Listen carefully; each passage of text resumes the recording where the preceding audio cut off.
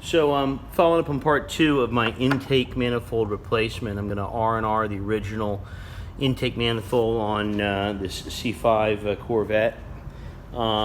This Corvette's got some mild enhancements, has a supercharger on it. We're going to go ahead and replace this intake manifold with this Weiand polished aftermarket intake manifold.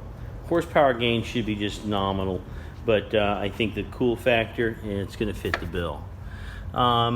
Looking at the R&R, first thing is we're going to look to have to probably remove the fuel lines. Now, I don't have the tool for this and don't really have the time to order it. I've got tools for everything, but I've looked at it and determined that I can simply remove the injectors, which I'll need to do anyways. I've already done it on this side.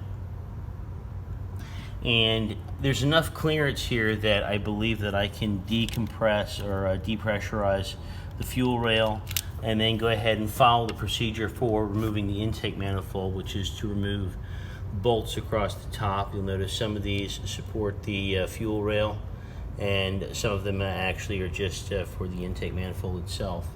We'll go ahead and start with removing the electronics. We'll go ahead and then depressurize the fuel.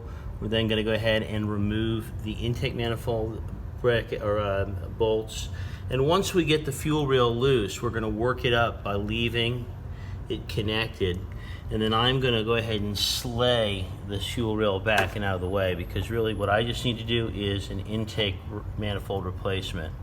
Now, in addition to that, I'm going to need to remove this vacuum hose that comes over to the front of the throttle body, and of course I'll need to remove the intake mass airflow sensor, and although not the throttle body, you could be taking it apart, but I'm going to leave it on for removal. Now, I'm going to go ahead and remove a few of these items, and then I'll come back to you and we'll go ahead and physically remove the intake manifold itself.